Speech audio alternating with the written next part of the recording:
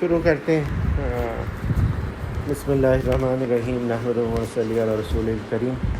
اللہ تعالیٰ کا احسان ہے، فضل ہے، کرم ہے کہ ایک اور موقع ملا ہم لوگوں کو کہ ہم آپس میں بیٹھیں اور ایک دوسرے کو یاد دہانی کرائیں کہ بھئی ہمارا اصل مقصد زندگی کیا ہے اور اس کے لیے ہم کیا کوشش کر رہے ہیں، کیونکہ یہ زندگی بالآخر ایک دن ختم ہو جائے گی اور اس کی جو ضروریات ہیں، جو اس کے تقاضے ہیں، وہ اپنی جگہ ہمیشہ جاری رہیں گے اور وہ کبھی ختم ہونے والے نہیں ہیں۔ بچپن ہے، جوانی ہے، پھر آدمی کی شادی ہے، پھر بچے ہیں، پھر اس کا کیریئر ہے، تعلیم ہے، کیا کیا چیزیں ہیں، یہ سب جاری رہیں گی اور آدمی بالآخر بڑھاپے کو پہنچے گا اور پھر آخر عمر اور پھر بالآخر اس کا خاتمہ ہو جائے گا۔ تو فرصت نہیں ملے گی، فرصت نکالنی پڑے گی اپنے آپ کو فوکس رکھنے کے لیے، اپنے آپ کو اصل چیز کی طرف متوجہ رکھنے کے لیے۔ اور اللہ تعالیٰ نے بنایا بھی ایسا انسان کو کہ وہ بہت جلدی بھول جاتا ہے اور اس کو یاد نہیں رہتا، اپنی آنکھوں سے دیکھتا ہے کہ عزیز رشتہ دار اور قریبی لوگ گزر گئے، اپنے ہاتھوں سے دفن کرتا ہے ان کو، لیکن پھر وہ زندگی میں آ کے ایسا مشغول ہو جاتا ہے اور ایسا لگتا ہے کہ جیسے اس کو نہیں جانا جہاں باقی لوگ چلے گئے۔ اور ہم لوگوں کو معلوم ہے کہ بھئی بحیثیت مسلمان ہمارا زندگی کا ایک مقصد ہے، اور وہ مقصد کیا ہے وہ بھی سب کو پتہ ہے کہ بھئی اللہ کو راضی کرنا ہے، اللہ کو راضی کرنا ہے، اللہ تعالیٰ کی خوشنودی حاصل کرنی ہے۔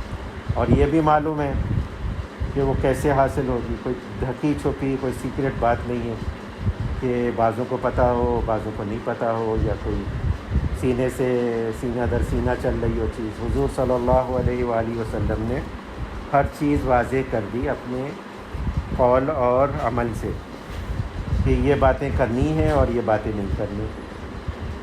اب کہنے کو میں نے کہہ دیا، سننے کو سن لیا سب نے، لیکن جب پریکٹیکل لائف میں آدمی آتا ہے تو پھر اس کو احساس ہوتا ہے کہ یہ باتیں ہمارے لیے آج کل کتنی مشکل ہو گئی ہیں۔ عام چیزیں جیسے نماز پڑھنا ہے، جھوٹ نہیں بولنا ہے، دھوکہ نہیں دینا ہے، ایثار، ہمدردی، اللہ کی محبت، اللہ کے بندوں، اللہ کی مخلوق سے محبت کرنا، ظلم نہیں کرنا، یہ ساری چیزیں بظاہر تو لگتی ہیں، لیکن جب موقع آتا ہے دو پیسے کا نقصان فائدے کا، تو یہ سب غائب ہو جاتا ہے اور آدمی وہی کرتا ہے جو اس کو، جس میں وہ اپنا فائدہ دیکھتا ہے اور یہ نہیں دیکھتا کہ اللہ کا حکم کیا ہے، تو یہ گڑبڑ ہو جاتی ہے۔ تو یہ چیز جو ہے یہ دیکھنے کی ہے۔ کرسی لے آتا ہوں میں، کرسی لے آتا ہوں۔ ہاں ہاں ہاں۔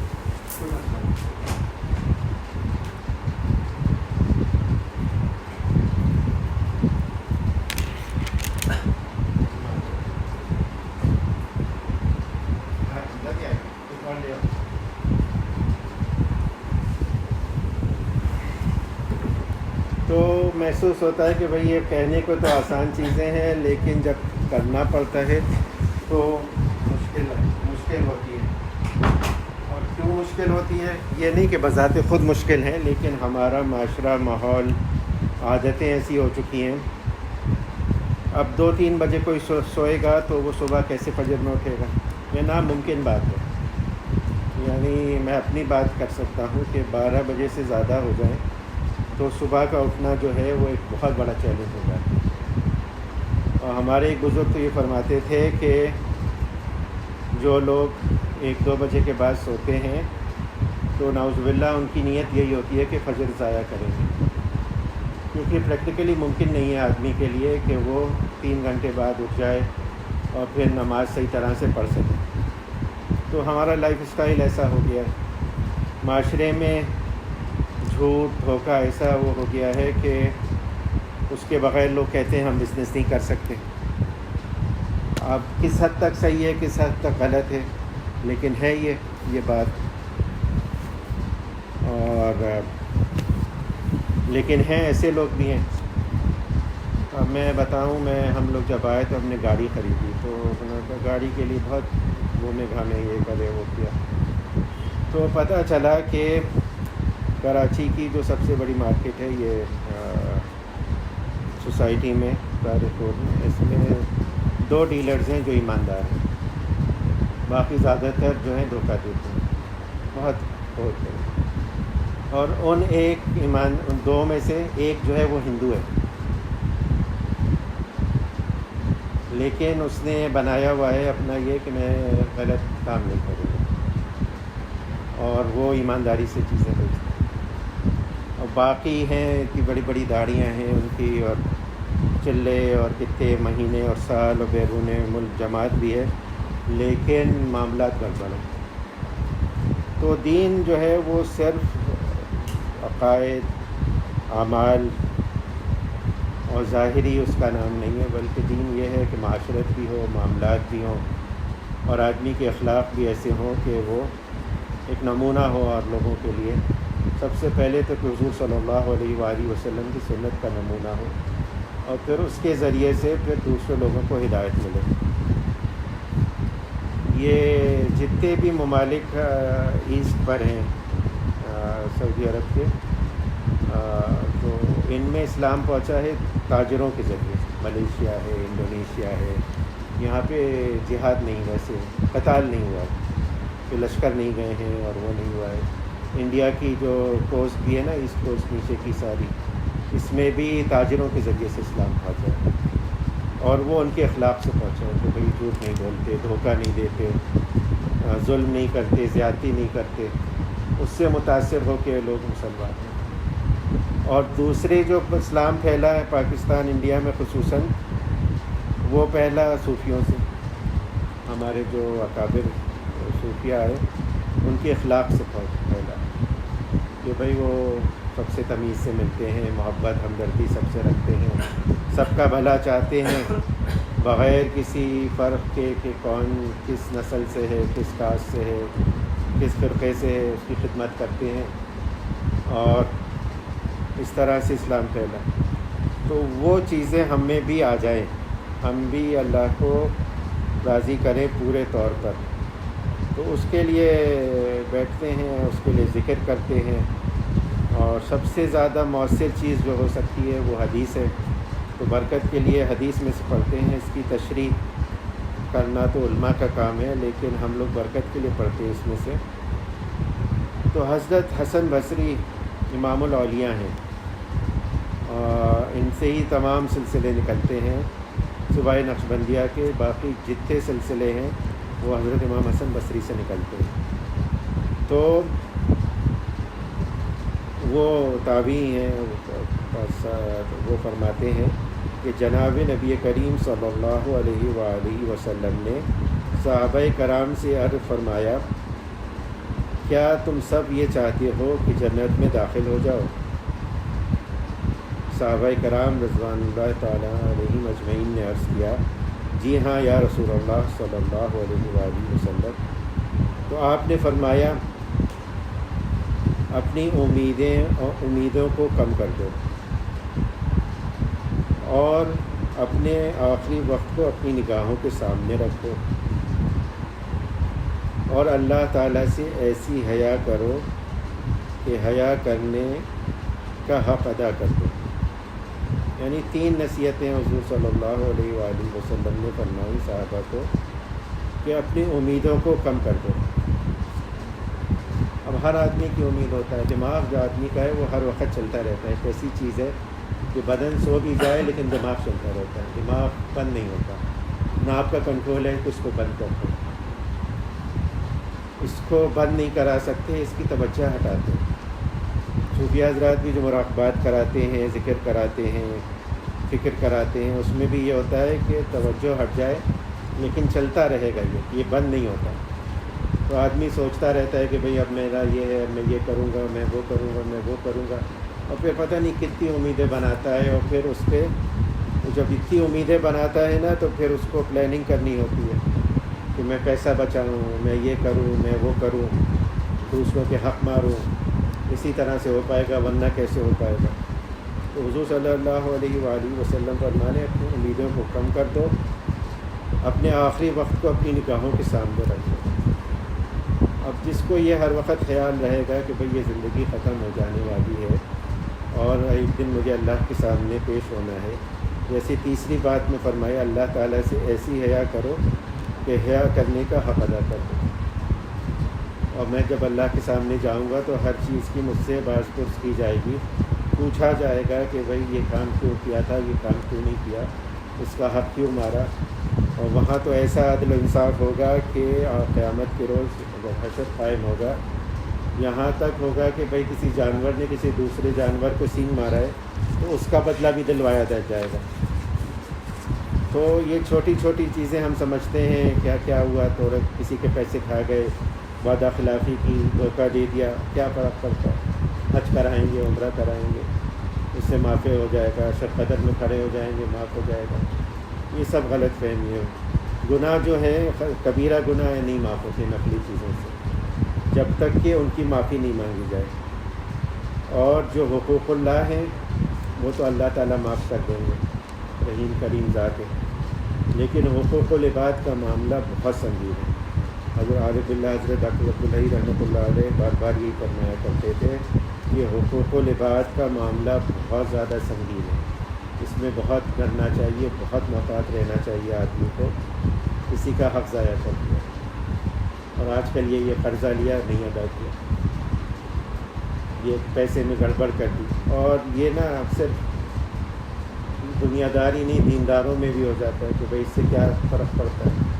ہمارے حضرت حکیم الامت مولانا شفیع تھانوی رحمۃ اللہ علیہ جس کے بارے میں معلوم ہوتا تھا قرض دار ہے، اس کی دعوت قبول نہیں کرتے، کہتے تھے آپ کے لیے جائز نہیں ہے دعوت کرنا کسی کی، آپ پہلے قرض ادا کریں۔ حضور صلی اللہ علیہ وآلہ وسلم کے پاس کوئی جنازہ لایا جاتا تھا تو حضور پر صحابہ سے دریافت فرماتے تھے کہ بھائی اس کے ذمے قرض تو نہیں ہے، تو قرض ہوتا تھا تو حضور فرماتے تھے کہ تم لوگ اس کی نماز جنازہ پڑھتے، حضور نہیں پڑھتے تھے۔ تو اتنا سنگین معاملہ ہے، اور ہمارے حضرات بھی بہت اس کا اہتمام فرماتے ہیں۔ ہمارے بھی حضرت مولانا تقی عثمانی صاحب کے ایک مرید کے بارے میں پتہ چلا کہ بھائی وہ جو ہیں وہ لوگوں سے قرض لیتے ہیں اور واپس نہیں کرتے، اور تھے مخلص تھے لیکن تھوڑا سا وہ تھا ان کا یہ معاملہ گڑبڑ ہو گیا تھا، بیچارے فائنینشیل اس میں آ گئے تھے۔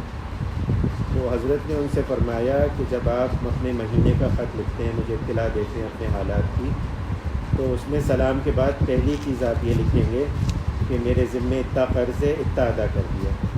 اس کے بعد کچھ بتائیں گے آپ کہ میری نمازیں چل رہی ہیں، قضا نمازیں، میں ذکر کر رہا ہوں، اور چیزیں کیسی ہیں میرے ماں، دوسری چیزیں، لیکن سب سے پہلے آپ یہ کریں۔ تو یہ معاملہ جو ہے نا یہ سنگین معاملہ ہے۔ کیا باہر ہے وہ؟ ہاں وہ کیا ہوا ہے، ذرا دوائی لے لیں۔ تو یہ چیز جو ہے نا یہ چیز حاصل کرنے کی ہے، اور اس کی طرف متوجہ کرنا مقصود ہے کہ حقیقی دینداری پیدا ہو جائے۔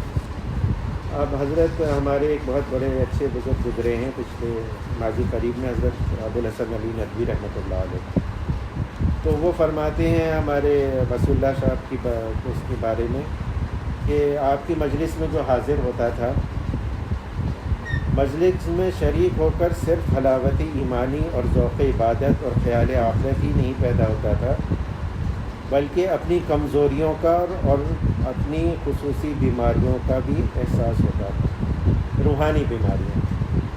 اصل چیز یہی ہے، اصل جو چیز جس کی طرف ہم سب کو متوجہ ہونا ہے کہ باتیں تو بہت معلوم ہیں ہم کو کہ یہ بھی کرنا چاہیے، یہ بھی کرنا چاہیے، یہ نہیں کرنا چاہیے، لیکن اصل معاملہ آ جاتا ہے کہ عمل کتنا ہو رہا ہے، اور عمل نہ ہونے کی کوئی نہ کوئی وجہ ہوتی ہے۔ سب سے بڑی وجہ کامن ریزن تو سستی ہے، لیزینس ہے، اس کی وجہ سے، لیکن اس کے علاوہ بھی کوئی نہ کوئی عمل ہوتی ہے چیز جو بنتی ہے، یا تو اللہ کی محبت نہیں ہے، رسول اللہ صلی اللہ علیہ وآلہ وسلم کی محبت نہیں ہے، اہمیت نہیں ہے دل میں اتنی زیادہ، مال کی محبت زیادہ ہے تو زکوٰۃ نہیں دیں گے، گڑبڑ کر جائیں گے. جہاں پر دینا شرعاً یا مروتاً چاہیے وہ عمل نہیں کریں گے. تو اس کا سبب یہ ہوتا ہے کہ مال کی محبت بہت زیادہ ہے. اور میں نے دیکھا اپنی آنکھوں سے لوگوں پر دم واجب ہو گیا، لیکن اس کوشش میں لگے ہوئے ہیں کہ کسی سے معلوم کر لیں، کسی اور مسلک کے آدمی سے، کہ یہ دم نہیں دینا چاہیے. بھائی دم اس لیے ہے کہ جو کمی کوتاہی ہو گئی ہے وہ ادا کر کے حج بچا لو اپنا. تو اس چیزوں کی طرف دھیان ہو. وہ ان مجالس سے محض اطمینان لے کر نہیں اٹھتے تھے. وہ کوئی بڑی اچھی بات کی انہوں نے، آج تو جی خوش ہو گیا. بڑے انہوں نے مخالفوں کے بڑے ایوب بیان کیے. اصلاح حال کا خیال، اپنی اصلاح کا خیال، اپنی خامیوں کا احساس اور اپنی پچھلی زندگی پر ندامت لے کر واپس جاتے تھے جو لوگ حاضر ہوتے تھے حضرت کی خدمت میں. اور جو اہل اللہ کی مجلس اور مصلحین امت کی خدمت میں حاضری اور مجلسوں میں شرکت کا اصلی فائدہ اور ثمرہ ہے. یعنی اصلی فائدہ کیا ہے ان مجالس کا؟ کہ احساس ہو جائے آدمی کو کہ بھئی مجھ میں یہ کمی ہے، مجھے یہ کمی دور کرنی ہے. اب یہ کیسے دور ہوگی؟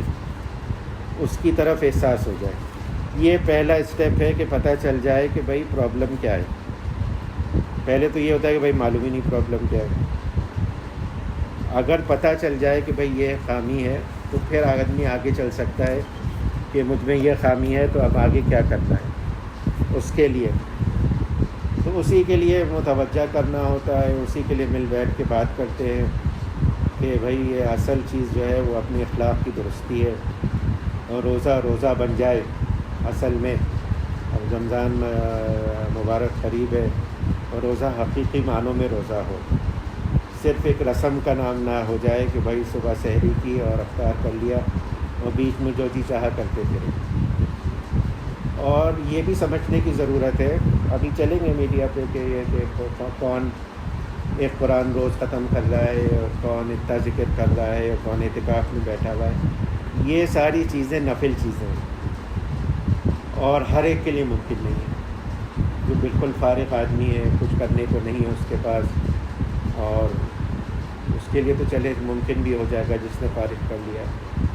لیکن جو لوگ پڑھائی میں لگے ہوئے ہیں، کما رہے ہیں، ان کو نوکری کرنا ہے اور اپنی بیوی بچوں والدین کی خدمت میں لگے ہوئے ہیں، وہ بھی رمضان گزارے گے اور ان کے لیے یہ ممکن نہیں ہے. تو کیا ان کا رمضان ناقص جائے گا؟ وہ مشکل سے آدھا سپارہ ایک سپارہ پڑھ پاتے ہیں، تسبیحات کچھ کر لیتے ہیں. تو یہ ساری چیزیں جو ہے نا یہ آدمی کو تھوڑا سا پریشان اور نا امید کرتی ہیں کہ بھئی ہم تو نہیں کر پاتے یہ سب چیزیں. ان کو دیکھو تو وہ تو مسجد میں بیٹھے ہوئے ہیں صبح سے آ کے اور یہ کرتے رہتے ہیں. تو یہ خوب سمجھ لینا چاہیے کہ ہر آدمی کا معاملہ الگ ہوتا ہے اللہ تعالیٰ سے. اس کے حالات الگ ہیں، اس کے زندگی کے مطالبات الگ ہیں، اور اس کو ان حالات میں رہتے ہوئے اللہ کو راضی کرنا ہر ایک کے لیے ممکن نہیں ہے کہ جا کے اللہ کی راہ میں نکل جائے، خانقاہ میں جا کے پڑھ جائے، سوا لاکھ ذکر روز کرے. ہمارے حضرت کہتے ہیں کہ نہیں، اصل چیز یہ ہے کہ بس گناہوں کو چھوڑ دو. بس یہ اہتمام کرو کہ کوئی گناہ کا کام نہیں ہو. رمضان میں تو خصوصاً آنکھ نہ بہکے، کان نہ بہکے. اور آج کل یہ اچھے خاصے چیلنج ہو گیا، اور سب جو ہے نا ہمارے عزت بھی فرماتے ہیں کہ اسمارٹ فون جو ہے نا یہ ایک بہت بڑا فتنہ ہے، اور یہ باقی چیزوں سے کنیکٹ کر رہا ہے آپ کو لیکن اللہ سے ڈسکنیکٹ کر رہا ہے. تو ڈائریکٹلی یا انڈائریکٹلی. ایک صاحب تھے وہ بیٹھے ہوئے تھے ہمارے رشتہ دار، بہت دیر سے فون پہ کچھ کر رہے تھے. میں کہا وہ آپ ہی واٹس ایپ کے چکر میں پڑ گئے. کہنے لگے وہ میسیجز ڈیلیٹ کر رہا ہوں، اتنے بیکار کے میسیجز آتے ہیں کہ فون کی میموری وہ ہو رہی ہے تو اس کو ڈیلیٹ کر رہا ہوں. اور میں سن نہیں رہا ہوں کہ کیا چیزیں ہیں. بعض لوگ ہوتے ہیں کہ ان کے لیے فرض واجب ہو جاتا ہے، جو میسیج آ گیا چاہے نماز کے درمیان آیا ہو. تو وہ لطیفہ چل رہا ہے نا کہ لوگ نماز کا سلام پھیر کے فون ایسے چیک کرتے ہیں کہ جیسے وہ میسیج آیا ہے کہ نماز قبول ہوئی کہ نہیں ہوئی.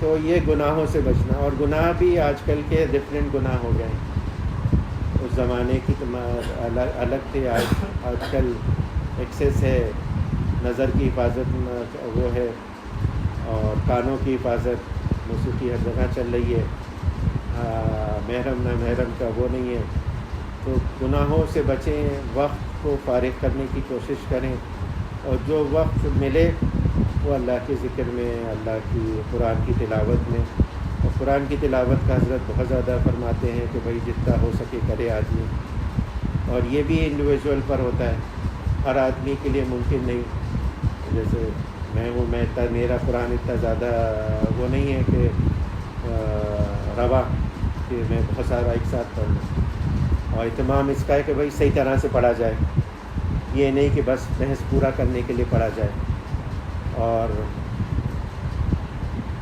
کم از کم تجوید کا حق تو ادا ہو، کہ جو موٹی موٹی چیزیں ہیں، زیر زبر اور حروف کے مخارج جو ہیں وہ ادا ہوں، اور پھر ہمارے حضرت یہ بھی فرماتے ہیں کہ بھئی کچھ اہتمام ہو سمجھنے کے لیے قرآن کو، کیونکہ عربی ہے تو ہم لوگ سمجھ نہیں پاتے، تو کچھ تھوڑا سا چاہے ایک رکو ہی ہو لیکن ترجمہ کا بھی اہتمام ہو، تو پتہ تو ہو بھئی اللہ تعالیٰ کیا فرما رہے۔ ہمارے حضرت مولانا وسیع اللہ رحمۃ اللہ علیہ فرمایا کرتے تھے کم از کم قرآن پڑھتے ہوئے یہ تو آدمی کے دھیان میں ہو یہ کہ اللہ کا کلام ہے، اور یہ میری نجات کے لیے، میری اصلاح کے لیے نازل ہوا ہے، یہ عقیدہ تو رکھے، خالی اس ذہن ہو کے نہیں پڑھے کہ بس مشین بٹن آن ہو گیا تو شروع ہوا اور آخر میں ختم ہو گیا۔ اور پھر اللہ تعالیٰ نے قرآن کا اعجاز رکھا ہے کہ جیسے جیسے آدمی پڑھتا ہے نا تو پھر اس کو اندازہ ہونے لگتا ہے کہاں پہ کیا چیز فرمائی جا رہی ہے، ایک رف آئیڈیا ہوتا ہے اس میں، لیکن یہ کہ اس کے ساتھ کوئی ترجمہ، تفسیر، اور وہ بھی اپنے حد میں رہتے ہوئے۔ ایک صاحب نے پوچھا کہ بھئی اتنی زیادہ تفسیریں ہیں اور پھر لوگ نئی نئی تفسیریں لکھ رہے ہیں، تو حضرت نے کہا کہ بھئی ہے تو تفسیریں تو بہت ہیں اور اچھی تفسیریں ہیں، لیکن دیکھنا پڑتا ہے کہ اس وقت کا تقاضا کیا ہے لوگوں کا۔ اب لوگوں سے کہا جائے معرف القرآن پڑھیں تو وہ دیکھی کے سہم جاتے ہیں، وہ 10 جلدیں تو ہم نہیں پڑھ سکتے، بڑے مشکل کام کیسے پڑھیں گے؟ لیکن اگر پڑھنا چاہیں، لوگ ہیں جنہوں نے پڑھا ہے، 1 یا 2 پیج پڑھتے ہوئے 7-8 سال میں پورا کر لیا، لیکن اہتمام سے پڑھا، کہ کوشش کی کہ زیادہ تر دن یعنی فکس کر لیا کہ قرآن کی تلاوت جب صبح کرتے ہیں اس کے بعد 1 پیج پڑھیں گے یا 2 پیج پڑھیں گے، تو پڑھتے رہے اور 7-8 سال میں پورا ہو گیا۔ اسی لیے اب مختصر تفسیریں بھی آ گئی ہیں اور آسان ترجمے بھی آ گئے ہیں۔ ہمارے حضرت کا بھی آسان ترجمہ، اس میں وضاحتی نوٹس ہیں نیچے، وہ مختصر ہے، دیکھا جا سکتا ہے۔ اور پھر یہ کہ ذکر کا اہتمام ہو، ذکر بھی ہمارے حضرت جو فرماتے ہیں، حضور صلی اللہ علیہ وآلہ وسلم نے فرمایا جو مشہور حدیث ہے کہ لا الہ الا اللہ، استغفار کی کثرت کرے، اور بھی مختلف اذکار ہیں اس کی طرف ہونا چاہیے، اور سب سے بڑھ کر جو چیز ہے نا وہ دعا، اللہ تعالیٰ سے دعا۔ اور 2-3 موقع رمضان میں ایسے آتے ہیں جو خاص قبولیت کے وقت ہیں۔ ایک تو سحری کے وقت، وہ تو خاص وقت ہے، اللہ تعالیٰ کو فرماتے ہیں مفہوم ہے کہ بھئی میں آسمان دنیا پہ نزول فرماتا ہوں، اور منادی پکارتا ہے کوئی مانگنے والا ہے مانگے، اور کوئی ہے رزق طلب کرنے والا اس کو رزق دیا جائے، کوئی معافی مانگنے والا ہے تو اس کی معافی قبول کی جائے، تو دعا کا اہتمام۔ تو جب سحری کے لیے اٹھا جائے تو پھر یہ بھی کہ اہتمام کیا جائے کہ کم از کم دعا آدمی تفصیل سے کر لے، کیونکہ وقت مختصر ہوتا ہے، تو نماز کے لیے تو بہت لوگ ہوتے ہیں نماز پڑھنے کا، اگر ہو جائے تو نماز، لیکن اگر وقت نہیں تو دعا ضرور ہے۔ ہمارے حضرات یہی فرماتے ہیں تہجد میں لوگ نماز کو زیادہ اہمیت دیتے ہیں، جبکہ دعا کا اصل وقت ہو۔ اگر آنکھ کھل بھی جائے نا، آدمی کی ہمت نہیں ہو رہی تو لیٹے لیٹے ہی دعا کر لے اللہ سے، کیونکہ وہ خاص وقت ہے۔ اور دوسرا جو حضور صلی اللہ علیہ وآلہ وسلم نے فرمایا کہ روزے دار کی دعا، جب روزہ افطار ہو رہا ہوتا ہے اس وقت کی دعا، تو اس وقت خاص اہتمام کیا جائے دعا کا. اور دعا تو ایسی چیز ہے کہ جو دنیا کے لیے بھی کی جائے کہ وہ بھی مجھے اتنے لاکھ روپے مل جائیں، یہ فلاں عہدہ مل جائے، فلاں چیز میرا ایگزام نکل جائے، یہ ہو جائے وہ ہو جائے، وہ بھی عبادت ہے، تو اس کا اہتمام کرنے کی ضرورت ہے. لیکن سب سے بڑھ کر یہ ہے کہ بھائی گناہوں سے پرہیز، گناہ کوئی کاج نہ آنے پائے. اور اسی لیے کہتے ہیں کہ بھائی کم سے کم لوگوں سے ملنا جلنا رکھا جائے، کیونکہ ملاقات ہوتی ہے نا تو کچھ گڑبڑ ہوتی ہے، باتیں ہوتی ہیں ادھر ادھر کی فضول، اور آدمی کا ذہن بھٹکتا ہے اور کوئی ایسی بات ہو جاتی ہے جو گڑبڑ کر جاتی ہے. اور ابھی سے اہتمام دعا کا آدمی شروع کر دے کہ بھئی اللہ تعالیٰ توفیق دے دیں. اصل چیز یہی ہے کہ اللہ تعالیٰ توفیق دے دیں. اللہ بچائے، ایک بہت بڑی تعداد میں لوگ ہیں جن کے یہاں رمضان آتا ہے پتہ بھی نہیں چلتا، ویسے ہی 3 وقت کا کھانا، ویسے ہی ایکٹیویٹیز، ویسے ہی پورا دن گزر جاتا ہے اور رمضان پورا ہو جاتا ہے اور عید بھی آ جاتی ہے. تو اللہ کا شکر ہے، اللہ تعالیٰ نے ہم کو ایسے گھرانے میں اور ایسے معاشرے میں، ایسے ماحول میں پیدا کیا کہ کم از کم ظاہری اہتمام تو ہے، روزہ ہے، رمضان کی عظمت ہے. تو اللہ تعالیٰ توفیق بھی دے دیں مزید اس کو بہتر کرنے کی. اور اس کے لیے ابھی سے دعا کا اہتمام کریں اور وقت کو فارغ کرنے کی کوشش کہ جو چیزیں رمضان سے پہلے کی جا سکتی ہیں، جو شاپنگ وغیرہ عید کی، رمضان کی، اس سے آدمی فارغ ہو جائے تاکہ رمضان میں یہ کام نہیں کرنے پڑیں بیکار میں وقت ضائع ہو آدمی کا دھوپ گرمی میں. اور رمضان کا وقت جو ہے وہ بہت قیمتی وقت ہے اور اس کی قدر اللہ تعالیٰ کرنے کی توفیق عنایت فرمائے. اور رمضان سے پہلے ایک اور شاید آئے گا تھا ایک بار، اگلا تھا ایک بار، اس کے بعد انشاءاللہ شروع ہوگا. بس دعا کر لیں اللہ تعالیٰ توفیق عنایت فرمائے. اللہم صلی علی حبیبک محمد وعلی آل حبیبک محمد کما صلیت علی ابراہیم وعلی آل ابراہیم. اللہم بارک علی حبیبک محمد وعلی آل حبیبک محمد کما بارکت علی ابراہیم وعلی آل ابراہیم انک حمید مجید. یا اللہ یا رحمان یا رحیم یا غیث المستغیثین یا ماغ المستغیثین یا حی یا قیوم. ہمارے تمام چھوٹے بڑے اگلے پچھلے خفیہ علانیہ گناہ اپنے کرم اپنے فضل سے معاف فرما دیجیے یا العالمین. ہم کوئی عذر نہیں کرتے، کوئی تعویل نہیں کرتے، اقرار کرتے ہیں اپنی نالائقی کا. آپ نے معاف کیا تو کون معاف کرنا ہوگا. آئندہ کے لیے ہمیں بچائیے گناہوں سے، اپنے دین کا صحیح فہم پیدا کرنا دیجیے، اس کو چلنے کی توفیق عنایت فرما دیجیے. اس رستے کی جو رکاوٹیں ہیں ان کو دور فرما دیجیے یا العالمین. اپنی محبت اپنے حبیب حضرت محمد مصطفیٰ صلی اللہ علیہ وآلہ وسلم کی سچی محبت اور کامل اتباع کی توفیق عنایت فرما دیجیے آپ کے ساتھ یا العالمین. تمام خیر آپ سے مانگتے ہیں جو آپ کے حبیب حضرت محمد مصطفیٰ صلی اللہ علیہ وآلہ وسلم نے آپ سے مانگی، اور تمام اس شر سے پناہ مانگتے ہیں جس سے آپ کے حبیب حضرت محمد مصطفیٰ صلی اللہ علیہ وآلہ وسلم نے پناہ مانگی. وانت المستعان وعلیک البلاغ ولا حول ولا قوة الا باللہ یا العالمین یا غیث المستغیثین. رمضان کی آمد ہے، اس کے ہمیں توفیق عنایت فرمائیے اپنی طرف رجوع ہونے کی، اپنی آپ کی رضا، آپ کی خوشنودی حاصل کرنے کی اس کو ذریعہ بنا دیجیے. اپنے سے مضبوط قوی ترین تعلق حاصل کرنے کا ہمارے لیے آسان کر دیجیے. روزوں کو، تراویح کو، اپنی رضا و خوشنودی کے حصول کو یا العالمین اپنے کرم اپنے فضل سے، اپنی عطا سے. ہم اس لائق نہیں لیکن آپ سے مانگتے ہیں اپنے کرم و فضل سے ہمارے لیے آسان کرنا دیجیے یا العالمین. یہ کرونا کی وبا پھر سے پھیل رہی ہے، اس سے ہم سب کی حفاظت فرمائیے. اس کے شدید مرض سے ہر مسلمان کی حفاظت فرمائیے یا العالمین.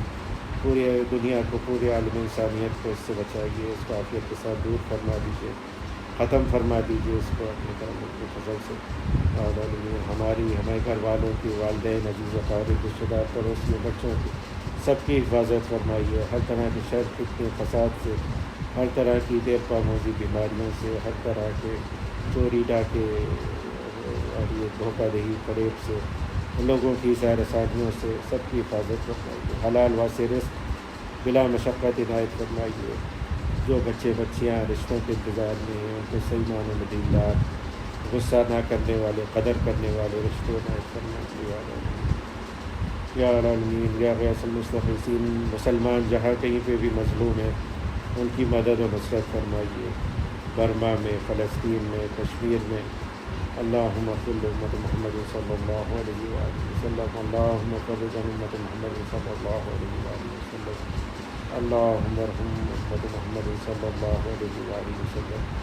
یا العالمین، جو مانگا وہ بھی عنایت کر دیجیے، جو یاد نہیں آیا ہمارے لیے مناسب بہتر ہے وہ بھی اپنے کرم اپنے فضل سے عنایت فرما دیجیے، اور سب سے بڑھ کر یہ کہ ہم سب کو اپنے اولیاء میں عافیت کے ساتھ شامل فرما دیجیے۔ وصلی اللہ تعالیٰ علی خیر خلقہ ونور عرشہ محمد وآلہ وصحبہ اجمعین برحمتک یا ارحم الراحمین۔